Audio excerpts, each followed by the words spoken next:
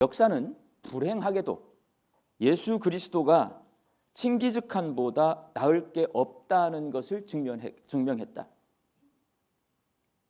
예수님은 사랑 말하잖아요. 용서 말합니다. 평화를 말합니다. 사랑, 용서, 평화라는 예수님의 가르침을 따르면 현실에서 이 냉혹한 국제 정세 속에서 생존할 수 없고, 세계를 정복한 칭기즈칸처럼 강한 힘을 가진 나라만이 생존할 수 있다는 것을 역사가 가르쳐주고 있다라고 이스라엘의 총리가 말한 거예요. 공식적인 석상에서 말을 했어요.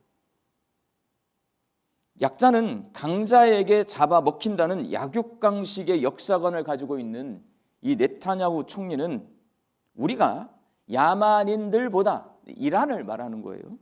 강해지지 않으면 그들이 우리의 문을 부수고 사회를 파괴할 것이다 라고 말을 했어요. 이 말은 이란과의 전쟁을 시작하게 된 이유를 말하고 있는 겁니다.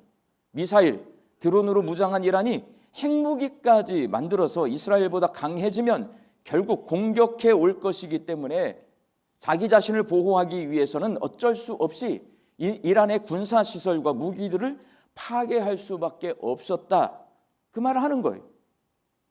우리나라는 똑같은 논리를 피잖아요. 북한이 핵무기를 가졌어요. 우리보다 힘이 더 세요.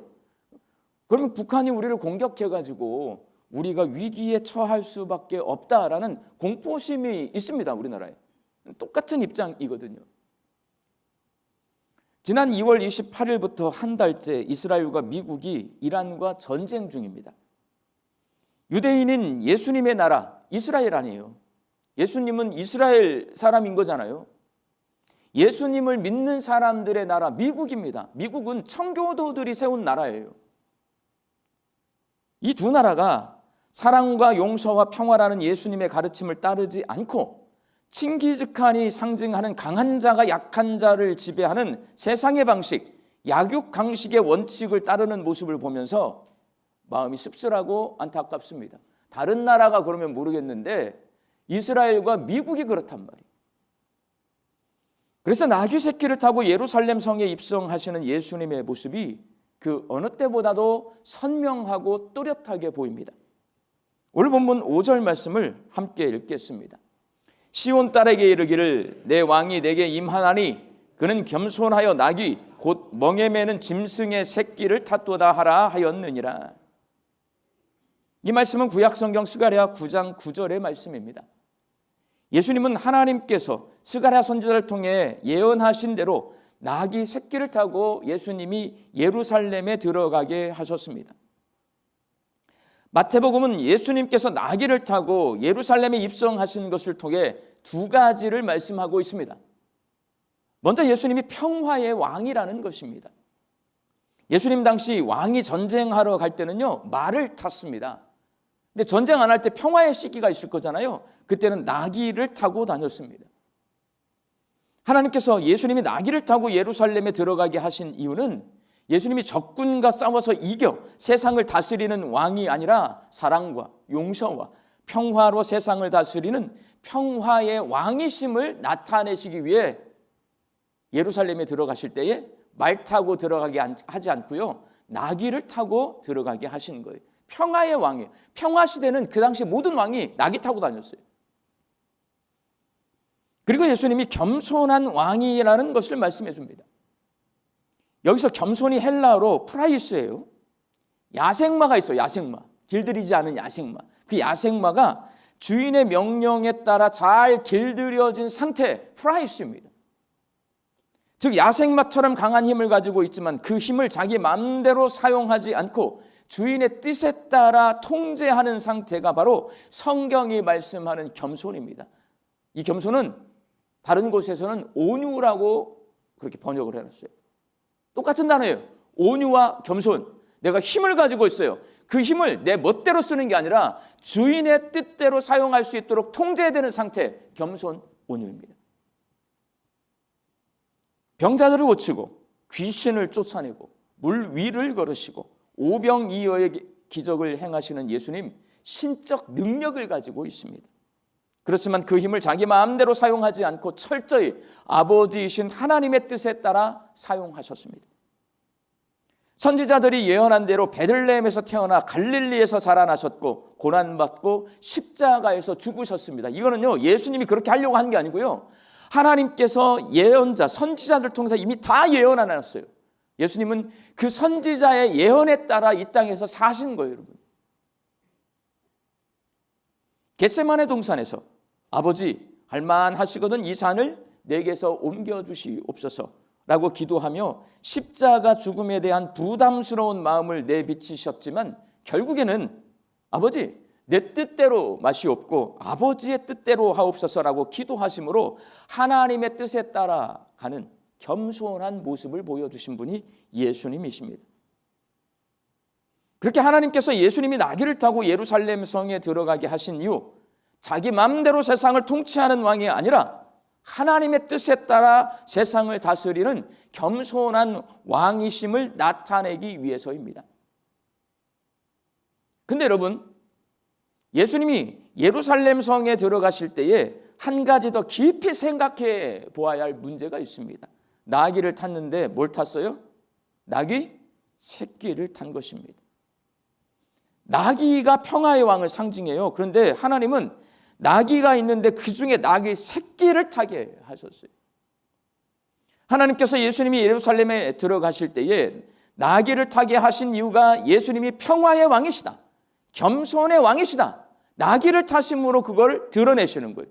근데 그 나귀 중에서 나귀 새끼를 타게 하셨단 말이에요. 그럼 나귀 새끼를 타게 하신 이유는 뭘까요? 하나님은 예수님의 겸손이 우리가 생각하는 일반적인 겸손과 다르다라는 것을 말씀해 주시기 위해 나귀 새끼를 타게 하신 것입니다. 여러분, 겸손하면 여러분 머릿속에 겸손 생각하고 뭐라고 설명하라고 하면 여러분 설명 못해. 겸손이 뭐예요? 이렇게 하면 설명하려고 하면 설명이 잘 안 돼. 그렇지만 느낌적으로 내가 알아. 겸손하면 뭔지 알아 내가. 약간 낮아지는 거고 잘난 척하지 않는 거고 그런 거잖아요. 내가 잘났어도 그걸 숨기는 거고. 그런데 그 겸손과 하나님이 성경에서 말씀하시는, 예수님을 통해 말씀하시는 겸손은 다르다라는 거예요. 그거를 나타내시기 위해 나귀 새끼를 타게 하셨어요. 겸손한 왕이신 예수님은 아직 아무도 타보지 못한 나귀 새끼를 타셨습니다. 마가복음 11장 2절 말씀을 함께 읽습니다. 이르시되 너희는 맞은편 마을로 가라. 그리로 들어가면 곧 아직 아무도 타보지 못한 나귀 새끼가 매여 있는 것을 보리니 풀어 끌고 오라. 나귀를 타신 것은 마태, 마가, 누가, 요한 다 써 있습니다. 그런데 마가복음에는 아직 한 번도 등에 누구를 태워보거나 짐을 싣거나 그런 걸 하지 않은, 아무것도 등에 등짐을 메어보지 않은 나귀 새끼를 가져오게 하셨어요. 그걸 타셨어요, 예수님. 아직 아무도 타보지 못한 나귀 새끼는 하나님을 위해 구별된 제물을 말합니다. 하나님을 위해 구별된 제물은 사람이나 짐을 태우지 않고 명예를 매지 않습니다. 그게 하나님 앞에 바치는 제물은 그래야 돼요. 그래서 예수님이 아무도 타보지 못한 나귀 새끼를 타신 것은 사람들이 일반적으로 생각하는 겸손한 왕이 아니다. 이거는 이 나귀 새끼를 타신 예수님을 통해서 하나님이 말하는 겸손의 왕이라는 거예요. 우리가 겸손이라는 말 자주 듣기도 하고 사용하기도 하는데 그 의미를 크게 세 가지로 정리할 수 있습니다. 이게 여러분이 생각하는 겸손 세 가지 중에 하나에 들어가 있을 거예요. 먼저 중국 철학에서 겸손은 태도에 관한 것입니다. 여러분 대부분이 생각하는 겸손입니다. 자신을 낮춰서 상대방을 존중하고 화합을 유지하는 태도예요. 내가 뭔가 알고 있어요. 근데 앞에서 누군가가 막 뭐라고 하는데 내가 아는 척 잘난 척하면 싸움이 나니까 그냥 모르는 척, 저분이 다 알고 있는 척 내가 가만히 참고 있으면 그게 그 태도가 겸손이에요. 이거는 중국 철학, 유교가 말하는 겸손인데 우리나라 사람 대부분은 겸손이 이거라고 생각을 해요. 두 번째, 서양 철학에서 겸손은 지식에 관한 것입니다. 여러분 소크라테스가 한 유명한 말이 있어요. 너 자신을 알라. 이 말이 무슨 말이냐면 겸손하라는 말이에요, 여러분.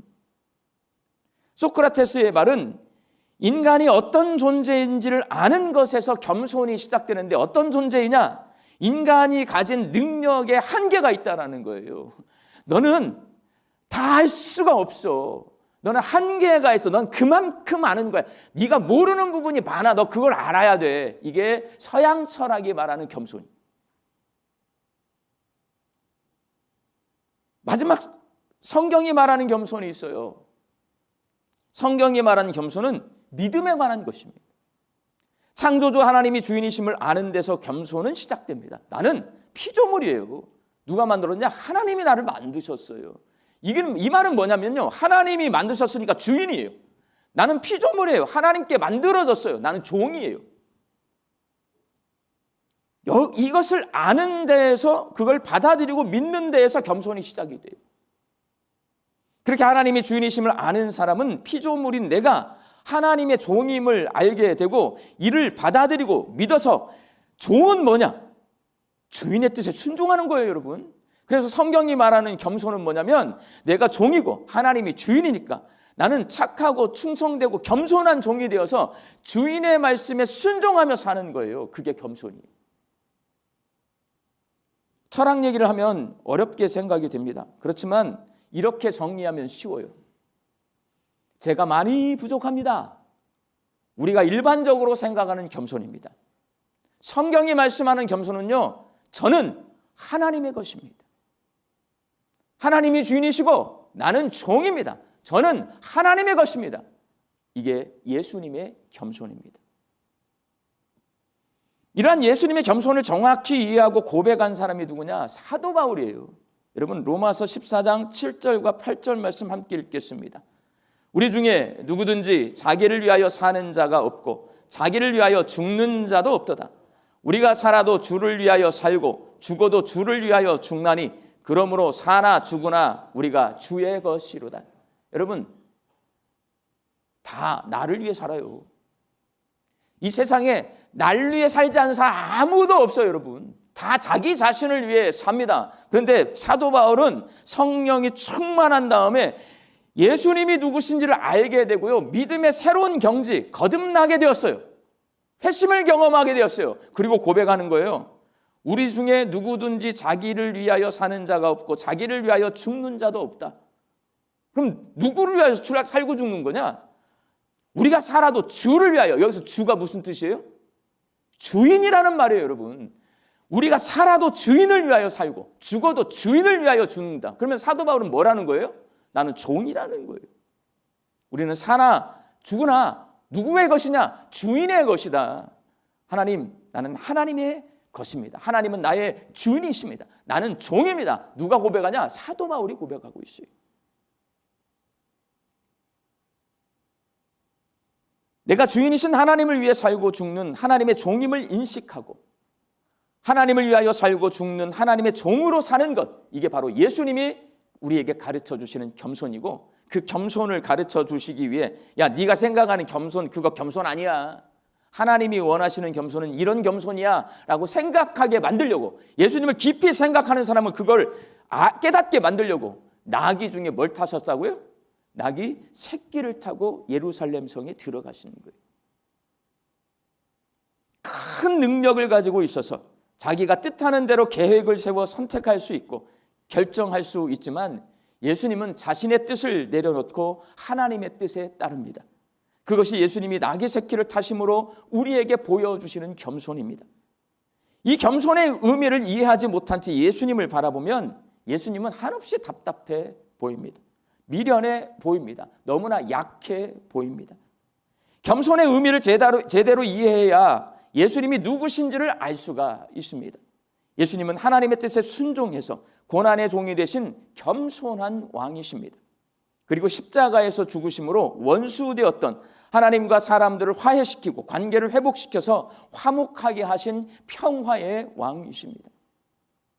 사랑하는 광주 양림교회 성도 여러분, 예수님께서 나귀 새끼를 타고 예루살렘 성에 입성하신 이 종려 주일에 예수님의 겸손을 배워서 예수님처럼 주인이신 하나님의 뜻에 따르는 겸손한 하나님의 종이 되시기를 바랍니다.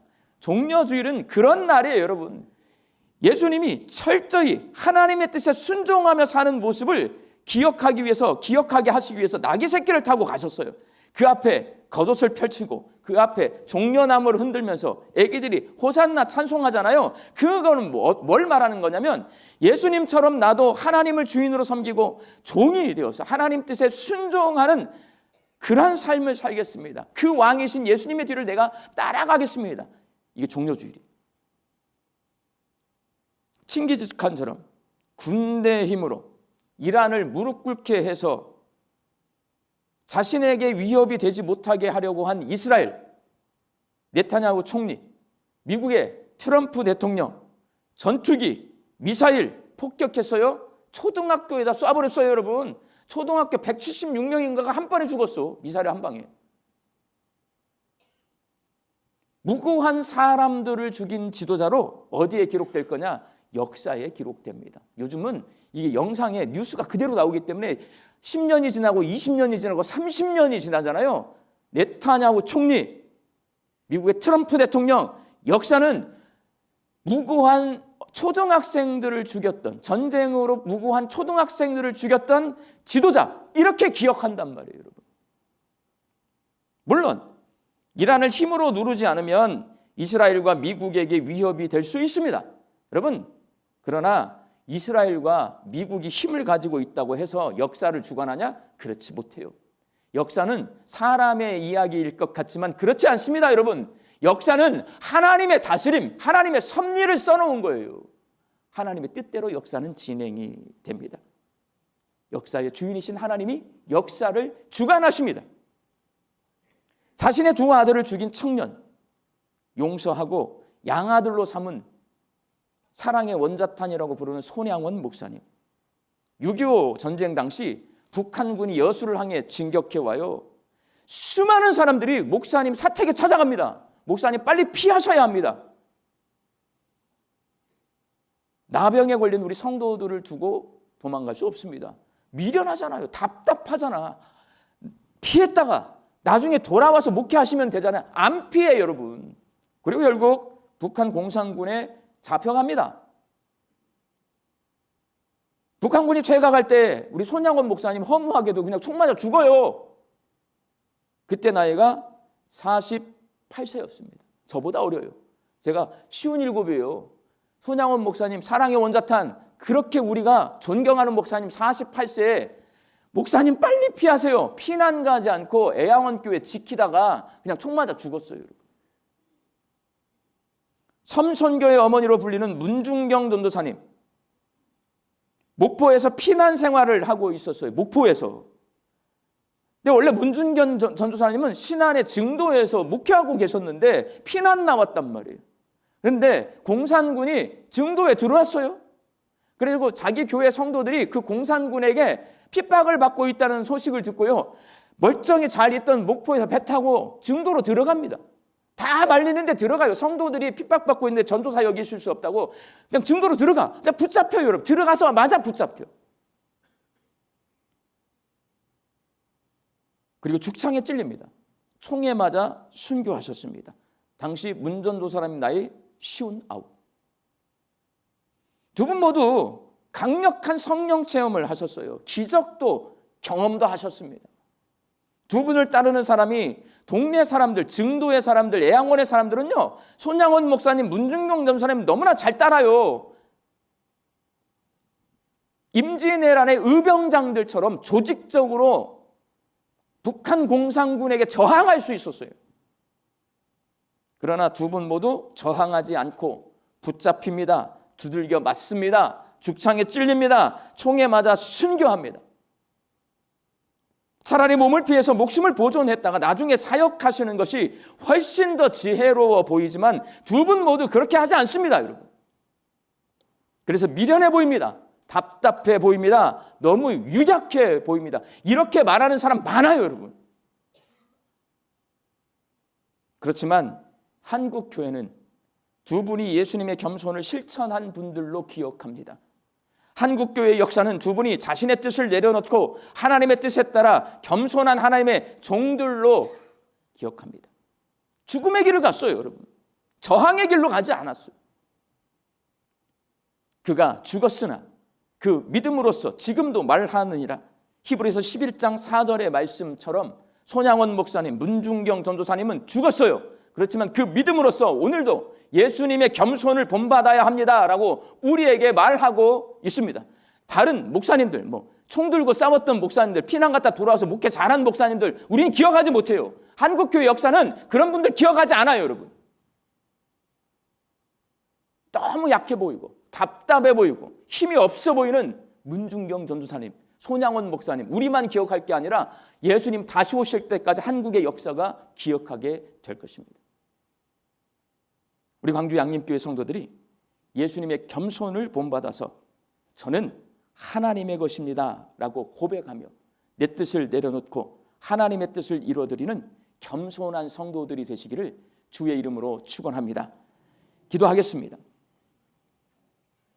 종려주일에 나귀 새끼를 타신 예수님을 깊이 묵상하며 평화의 왕이신 예수님께 기도드립니다. 주님, 전쟁으로 아파하는 이 세상에 주의 샬롬의 평화를 허락하여 주옵소서. 저는 하나님의 것입니다 라고 고백하며 겸손의 왕이신 예수님께 기도드립니다. 예수님의 겸손을 본받아 내 뜻을 내려놓고 주인이신 하나님의 뜻을 이루어드리는 종으로 살게 하여 주옵소서. 예수님의 이름으로 기도하옵나이다. 아멘.